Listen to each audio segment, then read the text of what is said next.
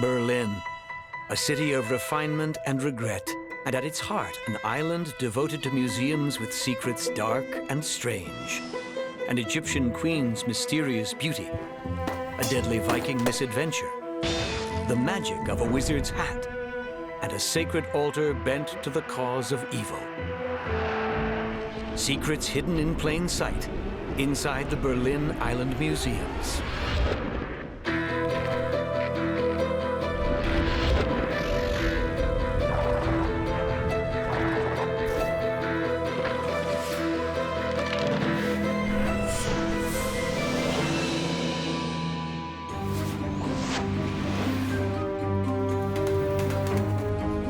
Every morning in Berlin, Germany, several thousand people make a journey through the city center to cross a bridge to the past. The Spree River surrounds an island that boasts 5 renowned museums, including 2 that harbor secrets of the ancient world, the Neues and the Pergamon. Both museums were nearly destroyed in World War II. The Pergamon was rebuilt just as it was before. But when the Neues Museum reopened in 2009, its bold design didn't hide its recent past. Instead, architects left some bullet-riddled walls, evidence of a brutal conflict. In this gallery, there is evidence of another kind of warfare. We suspect this ancient Viking sword was ripped from a cold, dead hand. That's because Viking code proclaimed that a warrior and his sword were inseparable, in life and in death. Today, the ancient Vikings are gone, but live on in feature films that require stunt fighters like Kelle Longbow and his son Garnet.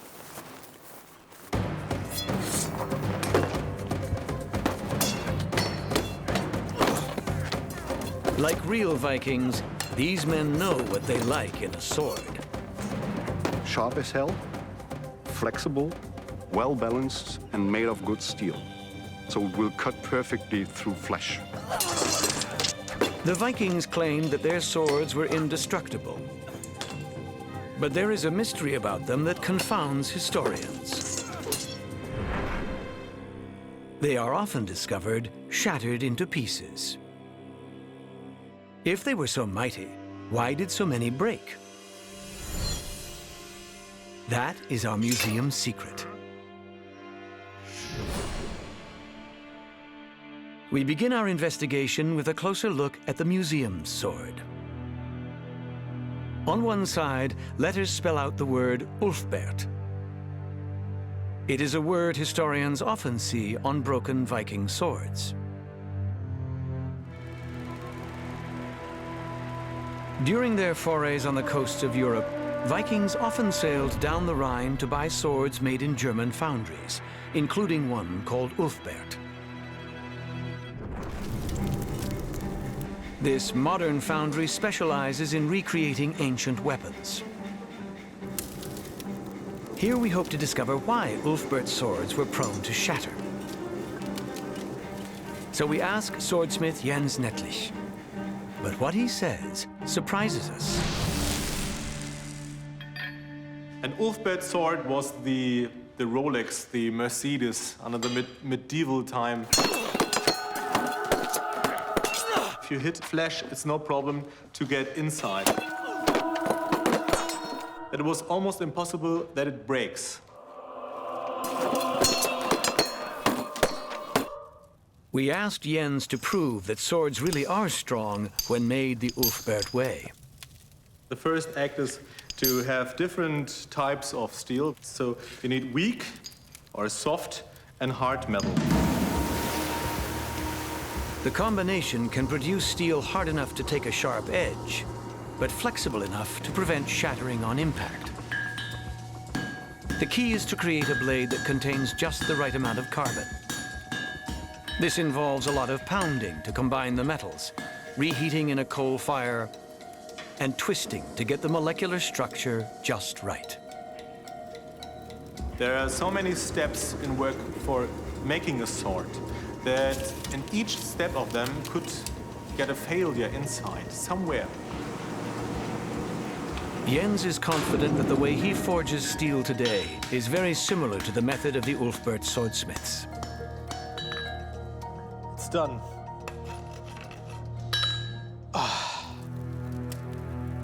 Because the steel has just the right carbon content, the final blade is both sharp and shatter-resistant. This was the pride and also the soul of a real warrior. But what about the museum's Ulfbert sword? How good is this steel?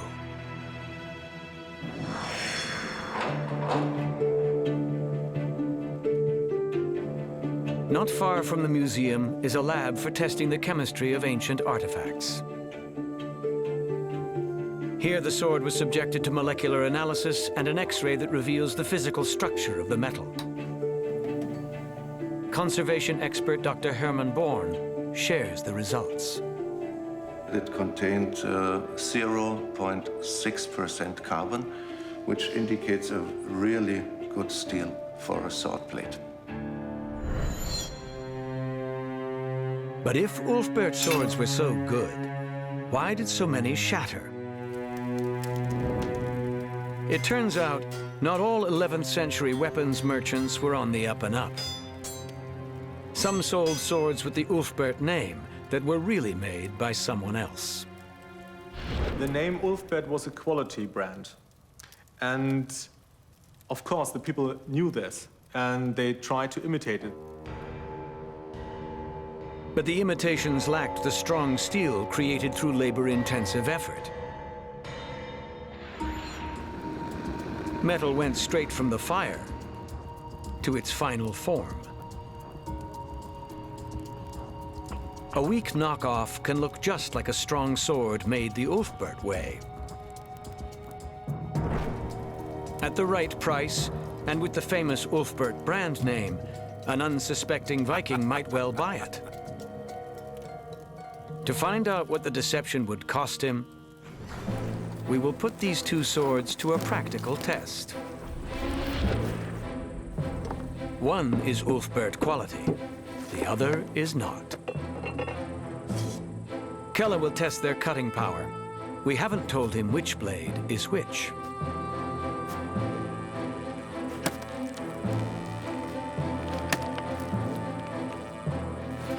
With this sword and a lot of effort, Keller inflicts some minor damage. Will the other sword be more effective?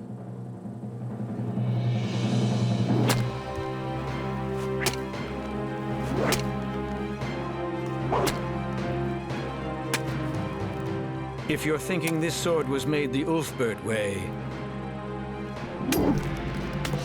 you're right.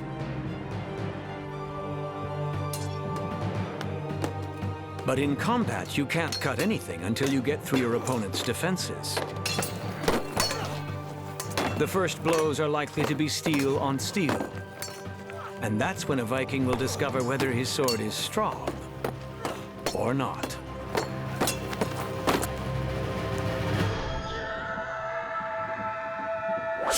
Good sword or bad, a Viking who dies with a sword in his hand dies happy.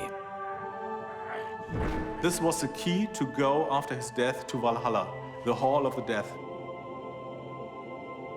Dying in the battlefield with a sword in his hand was the aim of each warrior. Inside the Neues Museum, there is one gallery that always draws the biggest crowds. The gallery displays a single artifact, but one is enough when it's the bust of Nefertiti. She was queen of Egypt 3,000 years ago in the age of the pharaohs. Today, she's a box office superstar. Normal time we have between 2,000 and 3,000 visitors each day. And our first year after the opening of the Neues Museum, we have more than 1 million visitors. Some seem only mildly interested. Perhaps Nefertiti was simply on their bucket list. But some appear to be trying to peer through the glass into Nefertiti's soul. Why is she the object of such intense fascination? That is our museum's secret.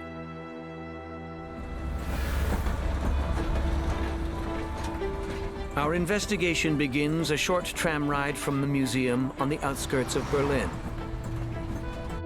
Here we enter a building filled with plaster gods and heroes. Some look like ancient artifacts, but looks can be deceiving. This isn't a museum, it's an artist's workshop. We're here because the people who might understand Nefertiti's fascination could be those who strive to recreate it. This is where reproductions are made for the museum's gift shop. As the workshop's manager Thomas Schelper reveals, there have been many attempts to perfect Nefertiti replicas over the years. Also hier ist zum Beispiel ein Exemplar aus den 30er Jahren. Das hat zum Beispiel noch 2 geschlossene Augen. Die hat also diese Nefertiti dann exakt nach dem Original mal modelliert. Und diese Nefertiti hat sich dann hier im Hause ein bisschen weiterentwickelt. Man hat also dann zum Beispiel das fehlende Auge sozusagen freigearbeitet. Dieses hier ist jetzt das allerneueste Modell, das also seit 2009 hier im Hause benutzt wird, was also von einem modernen Laserscan erstellt worden ist. The 3D scan revealed the exquisite planes of Nefertiti's face in every detail. She is clearly a superstar who is ready for her close-up. But science can't reveal the source of her fascination. Also man weiß nicht genau, woran es liegt, aber sie hat also doch anscheinend irgendein Geheimnis in sich, was sie so populär auch macht. Perhaps the workshop's painter, Annette Schulz, knows what that secret is. Each day she recreates the facial features that are crucial to Nefertiti's look. Das ist ihr Lidstrich und ihre Augenbrauen, weil die ganz genau so sein müssen wie bei der Originalen, weil sonst dieser berühmte Blick der Nefertiti nicht stimmt. Annette also strives to capture something else. Subtle lines that reveal that Nefertiti was a mature woman. Das Besondere oder das Spannende am Bemalen von der Nefertiti ist, dass man versucht, die Alterungsspuren, ihre Geschichte, versucht zu imitieren. Is Nefertiti's life experience the true source of her fascination? She was really a queen and not only the wife of the king. We know that the couple together ruled over Egypt. Nefertiti's husband was the great king Akhenaten. He conceived a plan to enhance his power by decreeing that all the gods were aspects of one god, a god who spoke only through him. The idea of Akhenaten was to bring together all these ideas into one god, into the visible sun disk of Aten. To promote the new top-down religion, Nefertiti employed her prestige as a mother, as a warrior, and as a famous beauty. She maintained her mystique by remaining aloof. Those who gained an audience would find she had arranged herself for maximum effect, anointed with special oils that made her skin glisten in the sun. Her calculated beauty helped sell the new religion, but after she died, the old one came back with a vengeance. All names of Nefertiti and Akhenaten was completely destroyed and it was erased from all king lists. Nefertiti's history might make her more fascinating, but many people in this room probably don't know much about her. They're fascinated by her likeness in the here and now. and Olivia Zorn thinks she might know why. Within Nefertiti's glass enclosure, the illumination has been designed to light up her glass eye. If you have a special light on the one eye of her, she can go to you directly. And if you are alone together with her, it's a very special feeling. It's a queen who has lived so many years before, and now she is lifelike. This is a secret of Nefertiti. And if you want to take the secret home, she is available in the gift shop for $4,200 US. Even after 3,000 years, this superstar doesn't come cheap.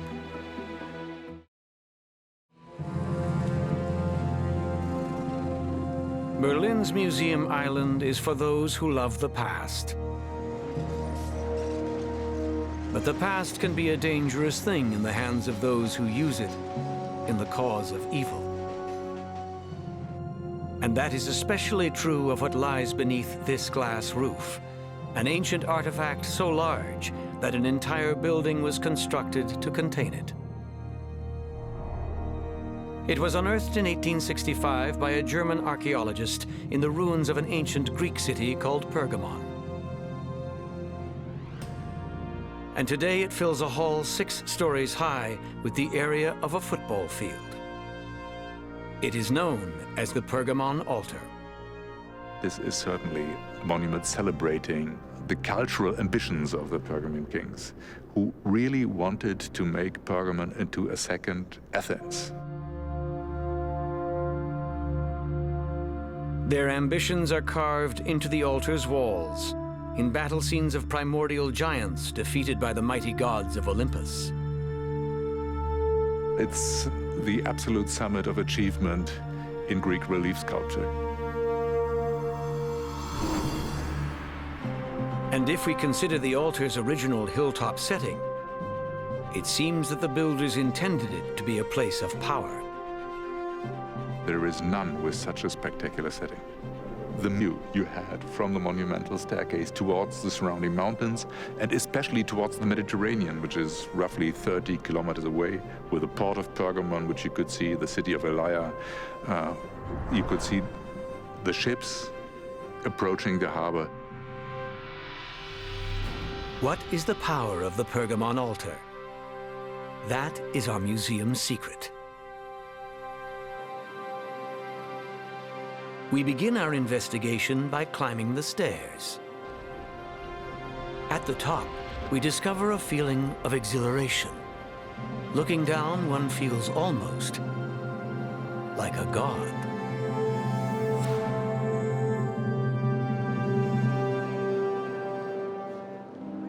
Shortly before World War II, someone else stood here and felt the same thing. He was a young architect named Albert Speer, a loyal follower of Adolf Hitler. 1934, Albert Speer was appointed to the chief party architect, and Hitler referred to him as the first architect of the Third Reich. Hitler assigned Speer to build a stadium in Nuremberg for Nazi party rallies. Recalling the powerful feeling of the Pergamon altar, he made it his model. He adopted at first the symmetrical shape of Pergamon Altar, and second, the combination of staircases and colonnades, and returned to classical architecture, and the use of huge stone blocks should give an impression of durability and strength. This is all that's left of the stadium that Albert Speer built. His initial design included a frieze of giants and gods, but he decided against it.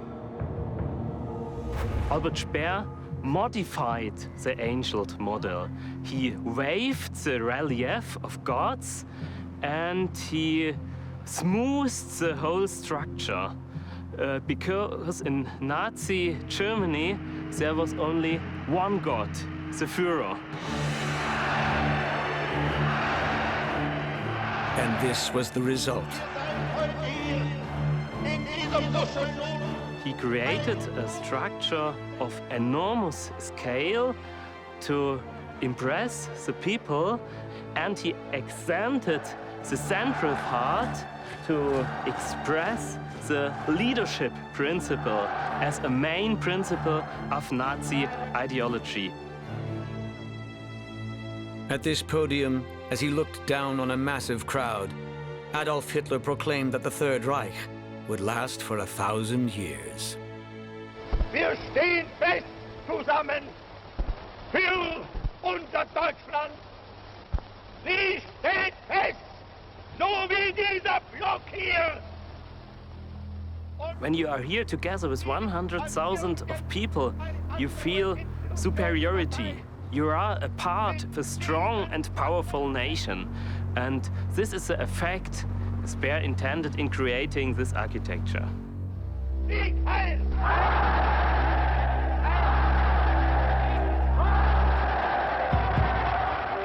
Speer understood the power of architecture, but he never learned the true power or purpose of the Pergamon Altar.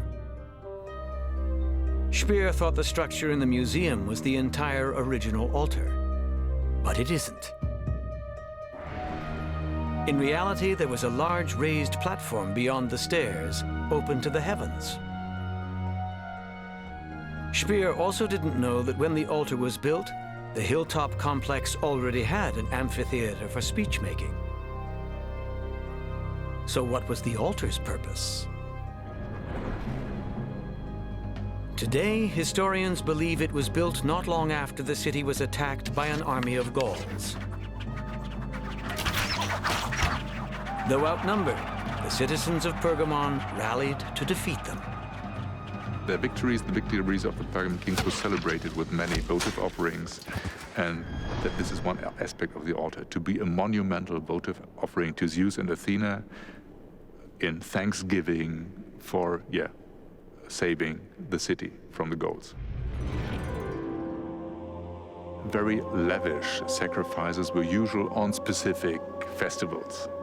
It was common to sacrifice 100 bulls at the same time. So the altar was not designed as a symbol of the power of a demagogue, but as a place where grateful citizens gathered to give thanks for their survival. It was not about the power of man, but of the spirits. Could there be a more striking contrast to the totalitarian spectacle offered up on a Nazi grandstand? On Berlin's Museum Island, ancient artifacts often arrive a little the worse for wear. They usually require careful cleaning and perhaps a spot of glue. And then there's this. A warehouse filled with shards and fragments, all from the same place in a Middle Eastern desert and all over 3,000 years old. You might think that whoever excavated them found them like this, but they didn't. They were unearthed as intact artifacts, each weighing several tons. How did they end up in so many pieces? And is there any hope of putting them back together?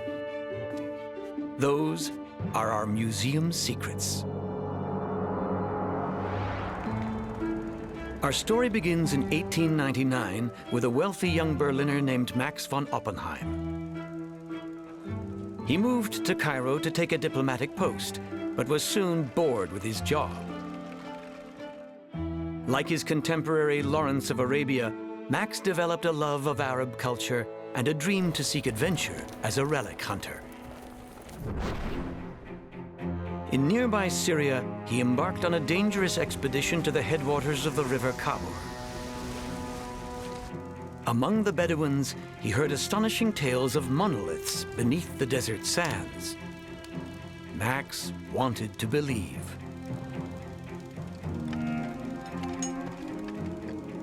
And on a hill called Tel Halaf, his belief was rewarded.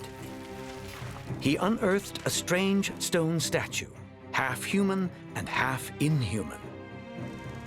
For many years, Max's team continued to dig, excavating 30 complete statues that confirmed the existence of a biblical people called the Aramaeans. His new dream was to show the gods of Aramea to the world. In 1930, Max returned to Berlin with his treasures, convinced that museums would compete to display them. And if they had, these fragments would not be laid out on a warehouse floor today. But with budgets stretched by other costly exhibitions, every museum in town showed Max the door.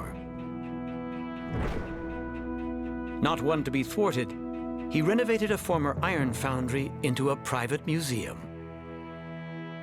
Here sits enthroned the big goddess of the Tel Halaf, who has preserved her stony smile for 5,000 years.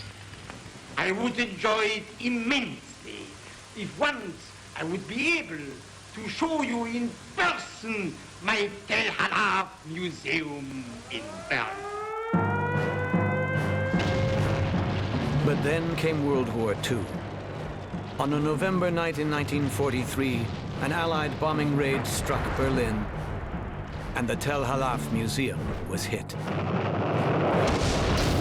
Incredibly, the stone statues survived the blast, and when the floor beneath them caught fire, they withstood the inferno.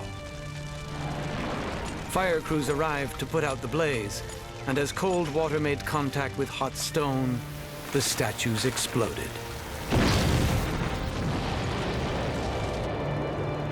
The ancient treasures of Aramea and the dream of a relic hunter were reduced to rubble. Before Max died in 1946, he wrote, "How wonderful it would be if all the fragments could be reassembled. But what a horrendous task that would be." In 2001, some of the world's top restoration experts decided to attempt the impossible. It would be like doing a jigsaw puzzle without knowing if all the pieces are in the box. Dr. Nadja Kolidis is one of the project leaders. When we started, we didn't exactly know how many fragments they have recovered in 1944. Most of the pieces were in box sorts, and we had to organize pallets to unpack the fragments. And so it was really the hard job in the first year, getting so much pallets and to spread out the fragments, and then started with the identification process. Luckily, Max had taken pictures of the puzzle before it went to pieces, and his photographs had not gone up in flames. We had the photo in one hand and the fragment in the other hand, and then compare both of them. And then you are then able to say this must be a fragment for the lion or for the lioness. But photos alone were not always enough.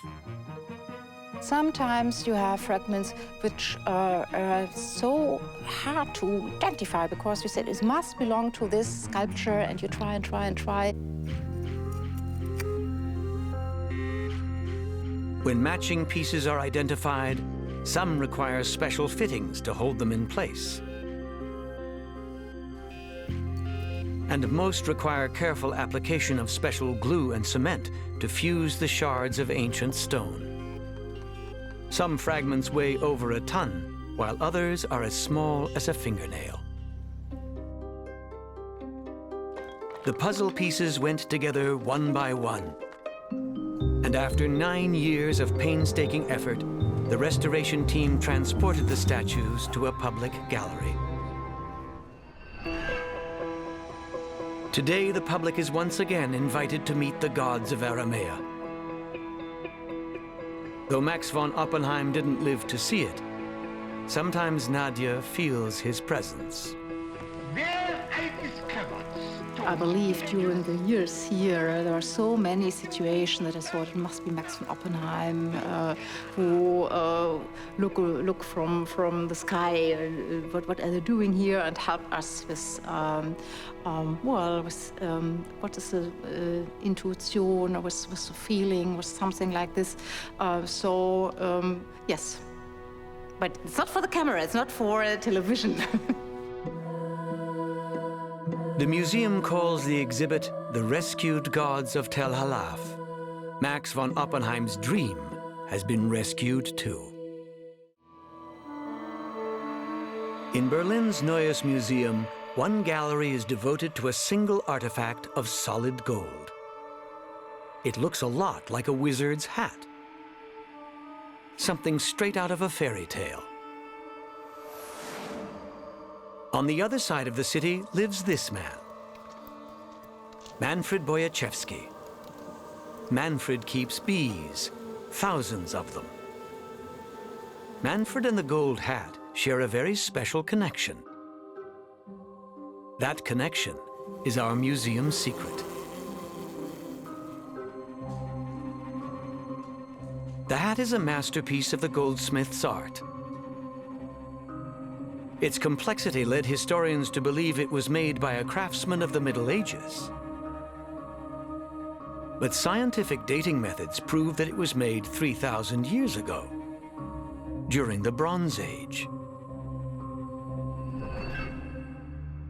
Bronze Age humans lived at a bare level of subsistence. Developing the skills and finding the time to create something like this would have been an enormous challenge. Why would people who were barely surviving create something so extravagant? Historians have been asking this question for decades. Dr. Wilfried Mengen became determined to be the one to find the answer. My idea was to decode the ornament of the gold head, so to see what really does this gold head mean? What is his function in old times? For me, it was a kind of hobby, but it was also an obsession. Mengen was convinced the repeating patterns of circles and dots weren't just decorations. They must have something to do with numbers, but he couldn't figure out what.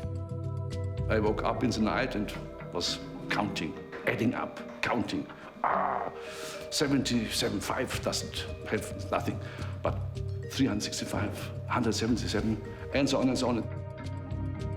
Then at last, he had a eureka moment.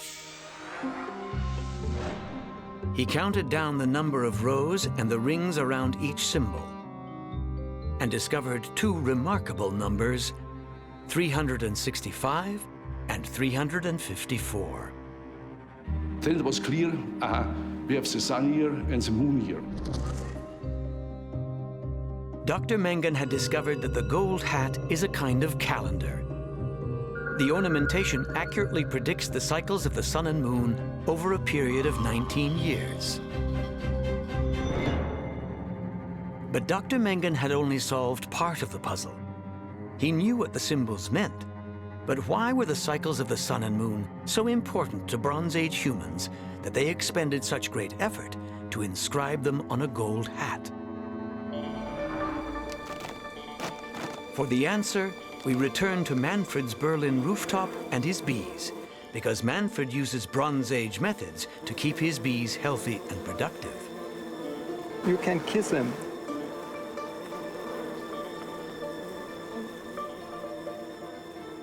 To guide his work on any given day, Manfred relies on the cycles of the sun and moon.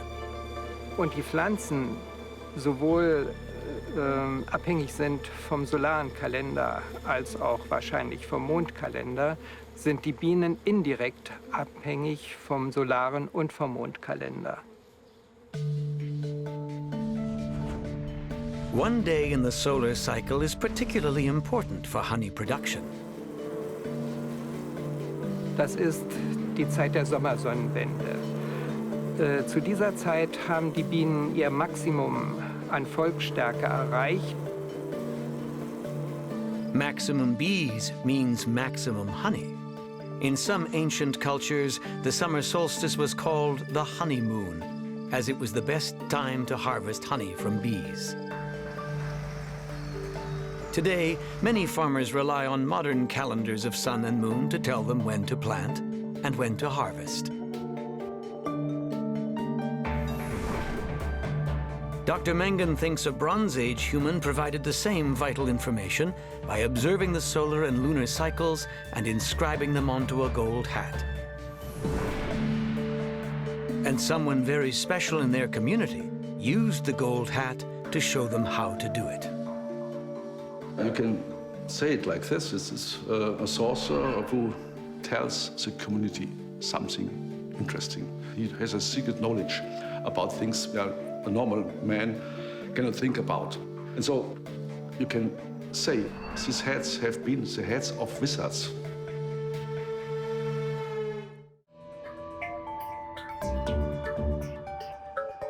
On Museum Island, the Neues Museum specializes in treasures from long ago and far away.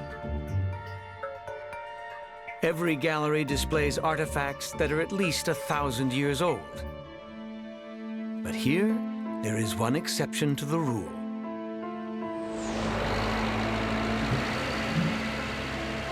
Recently, less than a kilometer from the museum, excavation began for a new subway station. One morning, construction worker Hendrik Scholz noticed something unusual in the dirt. Also ich habe bloß gesehen, dass es eine Plastik war. Die war ja auch leicht beschädigt oben am Kopf, ne? Aber man hat gleich gesehen, dass es irgendwas Besonderes sein muss. Within days, the pit became an archaeological site. The finds that emerged were not ancient artifacts, but important treasures of modern art. Today, they are in the Neues Museum. 11 startling sculptures by respected European artists of the 20th century. What were they doing underground? And why are they displayed in a museum dedicated to ancient history? Those are our museum secrets. Our story begins in 1937. When the Nazis were confiscating works of modern art, art that Hitler called degenerate. They go to the museums and collections all over Germany and took all these objects out of the museums. In his deranged mind, Hitler had decided that modern art was the evil work of the Jews. Under his direction, Nazi propagandists mounted an art exhibition called Degenerate Art. Loyal Germans were expected to line up to view the art with derision. It was part of Hitler's plan to unify the German people through hate. The exhibition included sculptures and paintings by artists now considered to be modern masters. Though only a small handful were actually Jewish, propagandists featured their work. This sculpture by Otto Freundlich is on the cover of the exhibition's catalogue. The Nazis have two aims: to make a propaganda exhibition and to sell the objects in foreign countries to get foreign currency. After the exhibitions, which were ended in 1942, a lot of objects came back to Berlin, and there also still were a lot of objects which haven't been sold in the years before. But after the war, it seemed that no one knew or remembered the whereabouts of the confiscated degenerate art. It was a great question for many art historians. What happened with these objects?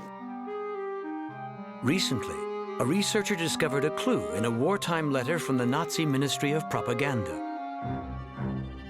In this letter stood that they have to bring the objects from the exhibition back to the Königstraße 50.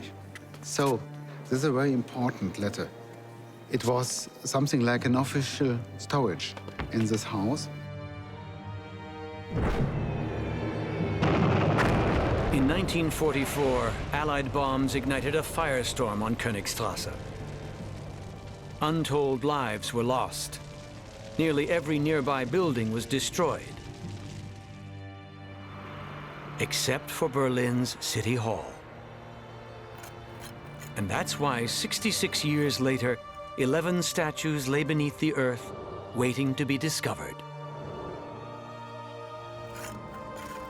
Archaeologists believe they have found some paintings too, but they have been reduced to ashes. Now we know how the modern sculptures ended up underground. But how did they end up in a museum dedicated to ancient history? For the museum's German visitors, a visit to the distant past is an escape from a nearer past that many would like to forget. Dr. Wemhoff believes the museum should encourage remembering. This object was in the fire. It burned very strong, and that get a very strong patina.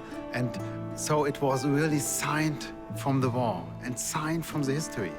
And so these objects have really a kind of transformation made.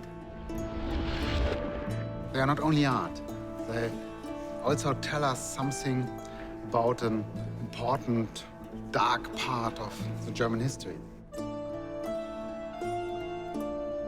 The artworks also provide a way to remember the artists who made them. Some disappeared during the war, some became refugees, and at least one of the Jewish artists died in a concentration camp. You see this head, and this head is broken. And it's come from a very important sculpture from Otto Freundlich. And the most of his objects were demolished during the Nazis' time. And he was killed in Majdanek.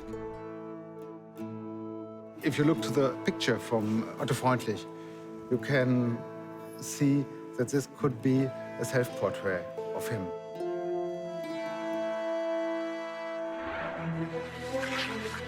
A museum is not an island, but a bridge to the past. For every mystery we reveal, far more must remain unspoken. The secrets some try to forget, and those we long to remember, hidden in plain sight inside the Berlin Island Museums.